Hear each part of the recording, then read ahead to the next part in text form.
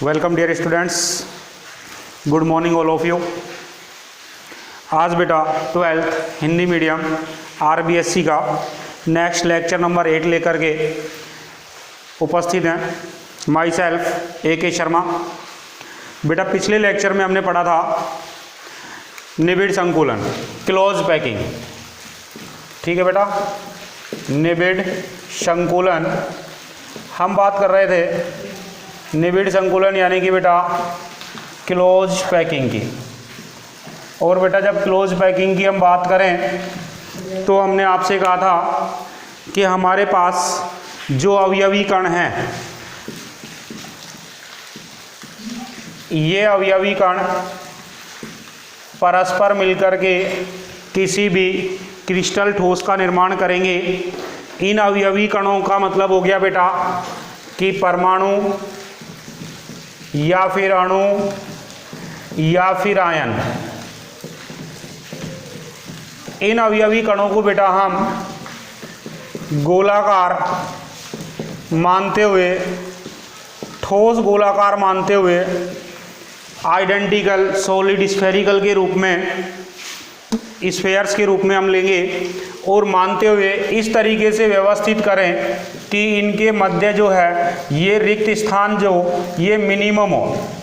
रिक्त स्थान क्या हो बेटा? मिनिमम, न्यूनतम हो, जिससे बेटा हम कहें कि इस क्रिस्टल का घनत्व जो है ये अधिकतम हो जाए। और बेटा डेंसिटी अधिकतम होगी तब हम कह सकते हैं कि इसका स्थायित्व जो है ये भी अधिकतम होगा। क्लियर बेटा? स्थायित्व भी क्या होगा? अधिकतम होगा। और इस प्रकार का जो अरेंजमेंट है, व्यवस्था है, इस व्यवस्था को हम कहेंगे क्लोज पैकिंग, निबिड़ संकुलन। क्लियर? हमने कहा बेटा निबिड़ संकुलन को हम 3 भागों में डिवाइड करेंगे। एक हो गया बेटा एक विमीय निबिड़ संकुलन,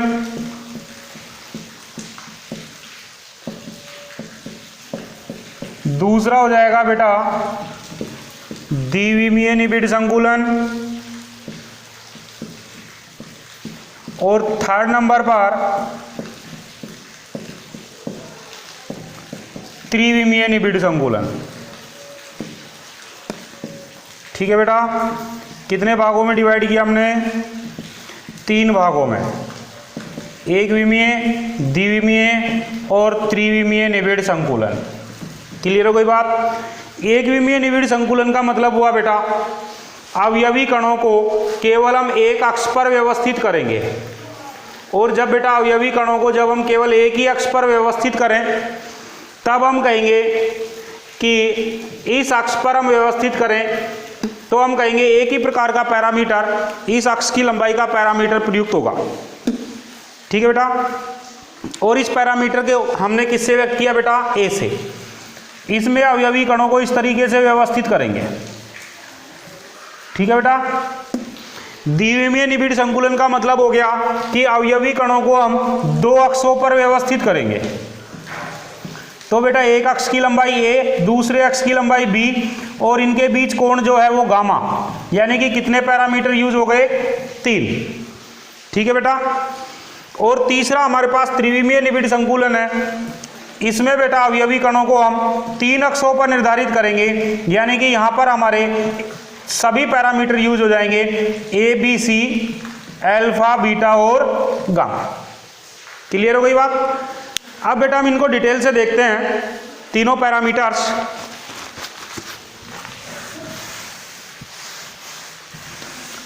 तो सबसे पहले हम बात करेंगे बेटा एक विमीय निबिड़ संकुलन की।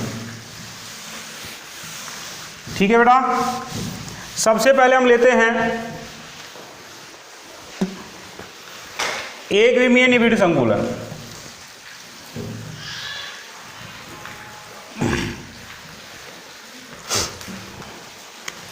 पहला पॉइंट हमने लिया एक विमीय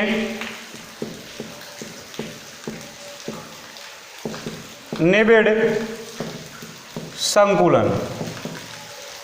ठीक है बेटा? एक विमीय निबिड़ संकुलन का मतलब है कि अवयवी कणों को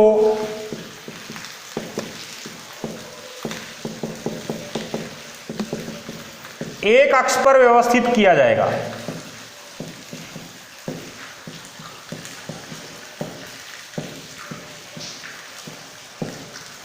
ठीक है बेटा, मैंने कहा बेटा ये गोलाकार अवयवी कण इस तरीके से जब हम एक ही अक्ष पर व्यवस्थित कर रहे हैं तो बेटा एक रेखीय संरचना या पंक्तिनुमा संरचना हमें प्राप्त होती है। कौन सी संरचना प्राप्त हुई बेटा? हमने कहा रेखीय या पंक्तिनुमा संरचना बन गई। ठीक है बेटा, फिर हम बात करेंगे कि बेटा इस निबिड़ संकुलन में केवल एक पैरामीटर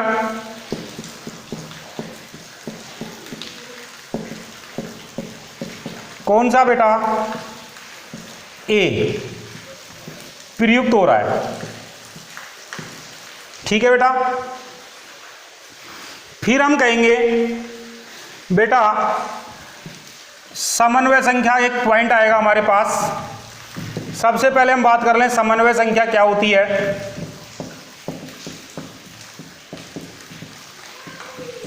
हम कहेंगे निबिड़ संकुलन के दौरान कोई भी अवयवी कण जितने अन्य अवयवी कणों को स्पर्श करता है, कोई अवयवी कण जितने अन्य कणों को स्पर्श करता है,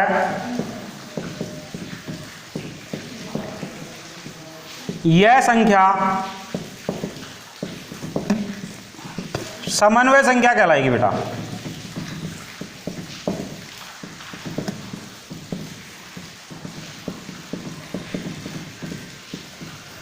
क्लियर? कौन सी संख्या कहलाएगी? समन्वय संख्या। तो बेटा हम बात करें इस विशेष कण को मैंने लिया, ये स्फीयर्स बेटा अपने सराउंडिंग में दो कणों को स्पर्श कर रहा है, तब बेटा मैं कहूँगा कि यहाँ पर समन्वय संख्या कितनी हो गई?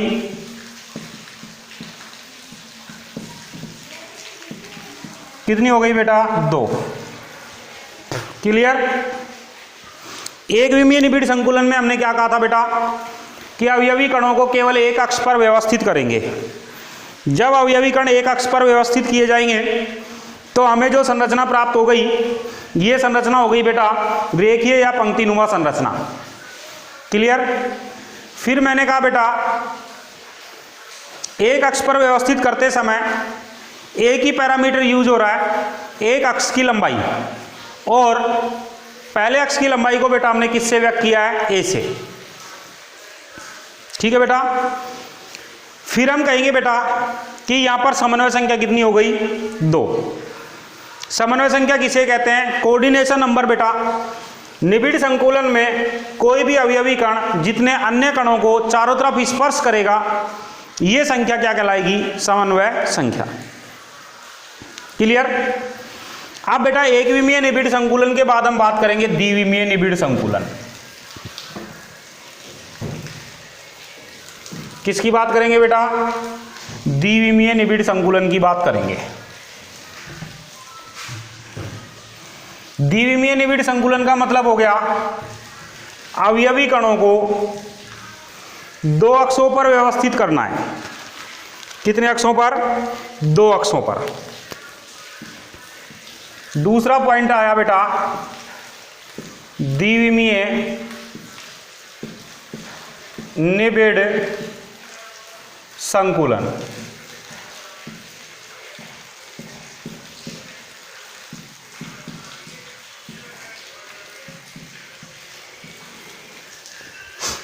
To dimensions close packing. अब बेटा मैं कहूँगा कि इसमें अवयवी कणों को कितने अक्षों पर? 2 अक्षों पर व्यवस्थित करते हैं।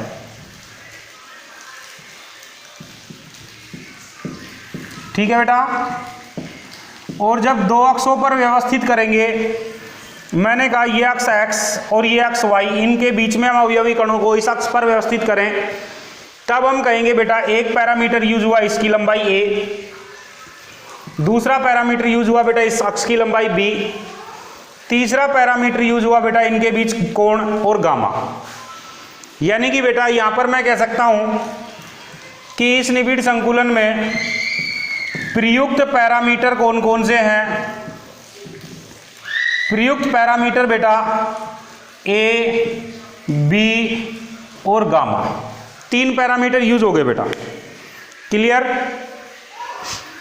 अब हम बात करेंगे बेटा एक विमीय निबिड़ संकुलन की जो पंक्तियां हैं, इन पंक्तियों को हम एक दूसरे के ऊपर अरेंज करेंगे, एक दूसरे पर व्यवस्थित करेंगे और इस तरीके से द्विविमीय निबिड़ संकुलन का निर्धारण होगा। क्लियर। एक विमीय पंक्तियों को एक दूसरे पर व्यवस्थित करते हुए द्विविमीय निबिड़ संकुलन बनाएंगे। मैंने आपसे कहा बेटा कि ये पहली पंक्ति है, पहली पंक्ति के ये गोलाकार कण के ठीक ऊपर दूसरी पंक्ति के गोलाकार कणों को व्यवस्थित किया जाए और बेटा दूसरी पंक्ति के गोलाकार कणों के ठीक ऊपर तीसरी पंक्ति के गोलाकार कणों को व्यवस्थित किया जाए। तो जब इस तरीके के हम व्यवस्थित करेंगे तो बेटा ये क्लोज पैकिंग हो गई। दूसरी कंडीशन हमारे पास हो सकती है, इसको हटा देता हूं बेटा मैं, दूसरी कंडीशन हो सकती है, शॉर्ट में बना देता हूं, x, y, a, b और बेटा गामा। दूसरी कंडीशन क्या हो सकती है, तो बेटा मैंने कहा ये पहली पंक्ति है, एक विमीय निबिड़ संकुलन की पहली पंक्ति है। आप दूसरी पंक्ति के गोलों को ठीक ऊपर ना रख के और थोड़ा सा डिफरेंट रख दिया जाए, ये जो बीच में स्पेस आ रहा है इस पर रख दिया जाए, क्योंकि हमें क्लोज पैकिंग करनी है। यहां तो बेटा रिक्त स्थान थोड़ा सा ज्यादा आया, तो हमने क्या सोचा कि हम दूसरे तरीके से व्यवस्थित करें और बेटा दूसरी पंक्ति के कणों को पहली पंक्ति के गैप पर रख दें। ठीक है बेटा। ऐसे ही हम क्या करें बेटा, तीसरी पंक्ति के कणों को फिर से दूसरी पंक्ति के गैप पर रखें। तो इस प्रकार का जो निबिड़ संकुलन आ रहा है, ये निबिड़ संकुलन में बेटा रिक्त स्थान पहली कंडीशन से कम हो गए। ठीक है। तो द्विविमीय निबिड़ संकुलन बेटा हम दो तरीके से कर पा रहे हैं। पहला तो हमने कहा जब पहली पंक्ति के कणों के ठीक ऊपर दूसरी पंक्ति के अवयवी कण, दूसरी पंक्ति के ठीक ऊपर तीसरी पंक्ति के अवयवी कणों को व्यवस्थित करें। दूसरी कंडीशन बेटा, इस कंडीशन में तो रिक्त स्थान थोड़ा सा ज्यादा रह गया। अब हमारे पास एक कंडीशन और हो सकती है जिसमें रिक्त स्थान हम कम कर सकते हैं, और ये कंडीशन हो गई बेटा कि पहली के रिक्त स्थान पर दूसरी के कण और दूसरी के रिक्त स्थान पर तीसरी के कणों को व्यवस्थित करें। ठीक है। तो बेटा मैंने आपसे कहा कि द्विविमीय निबिड़ संकुलन जो है ये दो तरीके से निर्धारित किया जा सकता है। पहला मैंने आपसे कहा कि बेटा प्रथम पंक्ति के ठीक ऊपर दूसरी पंक्ति और दूसरी पंक्ति के ठीक ऊपर तीसरी पंक्ति। इसका मतलब हो गया कि इस निबिड़ संकुलन में सभी पंक्तियों के कण, सभी कण ऊर्ध्वाधर व क्षैतिज रूप से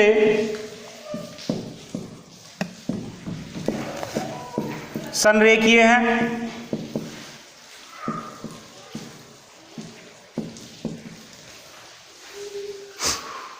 क्लियर है ना? नहीं, ये ऊर्ध्वाधर रूप से भी संरेखीय हैं, क्षैतिज रूप से भी क्या है, संरेखीय हैं। सभी के केंद्र एक ही रेखा पर उपस्थित रहेंगे। ठीक है। दूसरा मैं कहूंगा बेटा कि प्रथम पंक्ति को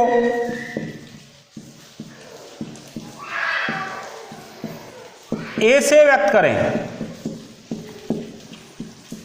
किससे व्यक्त करें, ए से व्यक्त करें, तो सभी पंक्तियां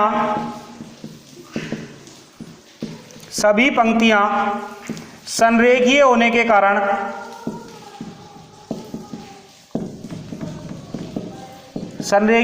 कारण ए से व्यक्त की जाएंगी।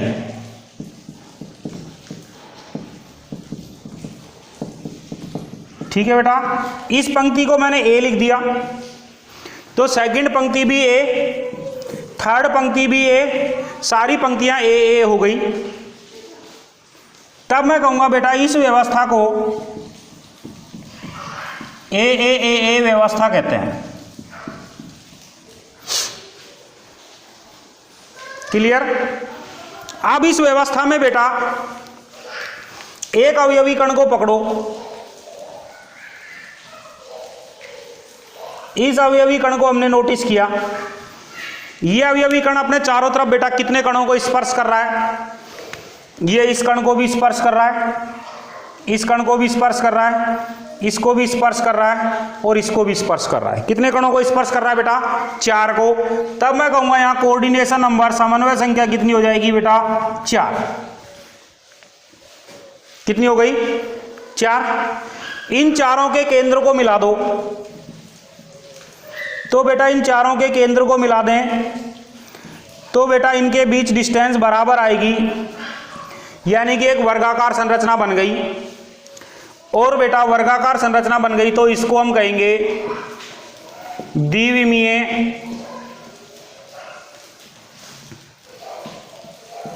वर्गाकार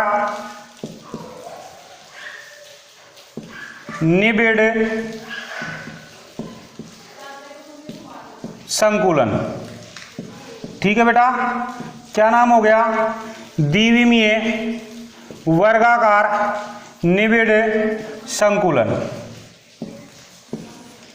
अब बेटा हम बात करें कि इस निबिड़ संकुलन में गोलाकार अवयवी कणों के द्वारा घेरा गया स्पेस कितना होगा? तब मैं कहूंगा बेटा 52.4%।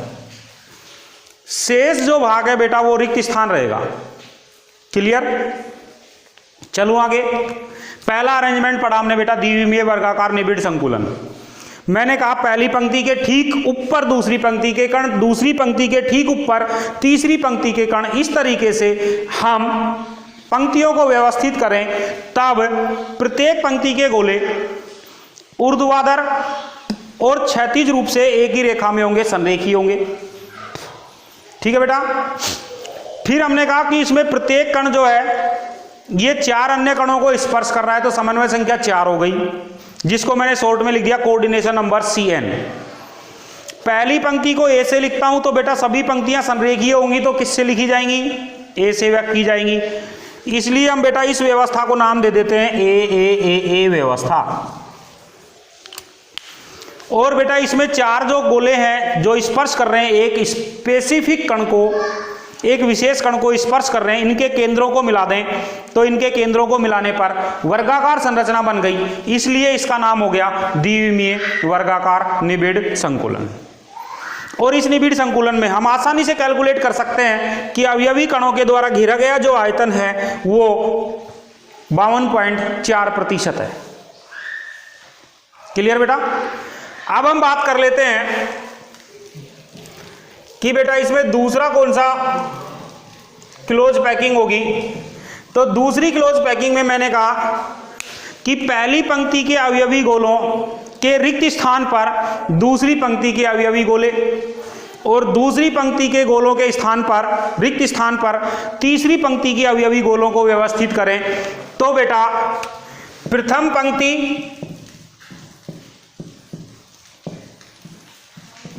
तृतीय पंक्ति के और द्वितीय पंक्ति, चतुर्थ पंक्ति के संरेखीय रहेगी।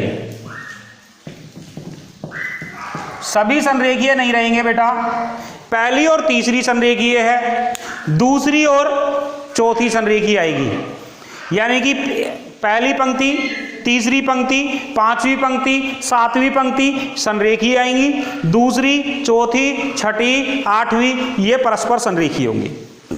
जब मैं पहली पंक्ति के कणों को ए से लिख दूं तो बेटा दूसरी डिफरेंट है, किससे लिखेंगे? बी से। तीसरी पहली के जैसी है, किससे लिखेंगे? ए से। चौथी को फिर किससे लिखेंगे? बी से। यानी कि बेटा मैं कह दूं हम इस व्यवस्था को नाम देंगे A B A B A B व्यवस्था। क्या नाम देंगे बेटा? A B A B A B व्यवस्था। क्लियर बात? अब मैं कह दूं कि बेटा इसमें एक स्पेसिफिक कण पकड़ा मैंने, ये डार्क कर दिया मैंने। ये स्पेसिफिक कण अपने सराउंडिंग में कितने कणों को स्पर्श कर रहा है? ये बेटा इसको भी स्पर्श कर रहा है, इसको भी स्पर्श कर रहा है, इसको भी स्पर्श कर रहा है, इसको भी स्पर्श कर रहा है, इसको भी स्पर्श कर रहा है, इसको भी स्पर्श कर रहा है। कितनों को स्पर्श कर रहा है? 6 को।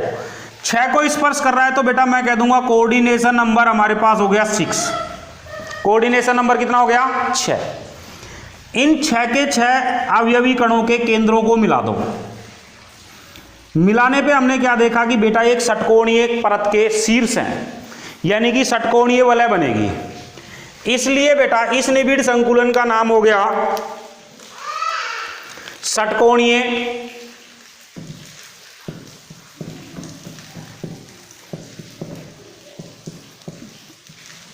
निबिड़ संकुलन, या मैं कह दूं द्विविमीय षटकोणीय निबिड़ संकुलन। क्लियर हो गई बात? फिर मैं कह दूं बेटा कि इसमें जो अवयवी कणों द्वारा घेरा गया स्पेस होगा, ये स्पेस बेटा 60.4% होगा। यहां पे कितना था? 52.4 और यहां पे कितना प्रतिशत है? 60.4। यानी कि बेटा द्विविमीय में षटकोणीय निबिड़ संकुलन में ज्यादा क्लोज पैकिंग है और वर्गाकार निबिड़ संकुलन में क्लोज पैकिंग इसकी तुलना में कम है। क्लियर है कोई बात? वापस देखें बेटा, हमने पहले एक विमीय निबिड़ संकुलन बनाया। एक विमीय निबिड़ संकुलन में हमें पंक्तियां प्राप्त हुई। उन पंक्तियों को हम एक दूसरे पर व्यवस्थित करते हुए, जैसे ये पहली पंक्ति, इसके ठीक ऊपर मैंने इस पर दूसरी पंक्ति के कणों को व्यवस्थित किया, दूसरी के ऊपर तीसरी पंक्ति को व्यवस्थित किया, तीसरी के ऊपर चौथी पंक्ति को व्यवस्थित किया। इस तरीके से अब अवयवी कण 2 अक्षों पर निर्धारित हो गए, और 2 अक्षों पर निर्धारित हो गए तो बेटा मैं कहूँगा अब ये द्विविमीय निबिड़ संकुलन बन गया। यानी कि एक विमीय निबिड़ संकुलन की जो पंक्तियां थी इनको हमने कन्वर्ट किया द्विविमीय निबिड़ संकुलन में। ठीक है बेटा? एक विमीय में पंक्ति बन रही है, द्विविमीय में परत बनेगी। और द्विविमीय में अरेंजमेंट बेटा हमने 2 तरीके से देखा। पहली पंक्ति के गोलों के ठीक ऊपर दूसरी पंक्ति के गोले, दूसरी के ठीक ऊपर तीसरी पंक्ति के गोले, इस तरीके से व्यवस्थित किए तो सभी पंक्तियों के गोले एक दूसरे के ठीक ऊपर आ गए। यानी कि सभी पंक्तियों के अवयवी गोले ऊर्ध्वाधर और क्षैतिज दोनों तरीके से संरेखीय हो गए। पहली पंक्ति को ए से लिखेंगे तो सभी पंक्तियां संरेखीय होने के कारण ए से व्यक्त की जाएंगी, और बेटा इस निबिड़ संकुलन में व्यवस्था बनेगी ए ए ए ए व्यवस्था। इसमें हमने एक स्पेसिफिक कण को नोटिस किया और देखा कि ये 4 अन्य कणों को स्पर्श कर रहा है। इन चारों के केंद्रों को मिला दिया तो मैंने कहा कि बेटा एक वर्गाकार संरचना बन गई। इसको सीधा करके देखें तो डिस्टेंस बराबर होगी और जब लंबाई और चौड़ाई बराबर आ जाती है तब हम कहेंगे कि ये वर्गाकार स्ट्रक्चर है। इसलिए बेटा इस निबिड़ संकुलन का नाम हो गया द्विविमीय वर्गाकार निबिड़ संकुलन। और इसमें समन्वय संख्या कितनी हो गई बेटा? 4, क्योंकि प्रत्येक कण कितनों को स्पर्श कर रहा है? 4 को। इस कण को देखो, ये भी कितनों को स्पर्श कर रहा है? 4 को। 1 2 3 4, प्रत्येक कण कितनों को स्पर्श करेगा? 4 को।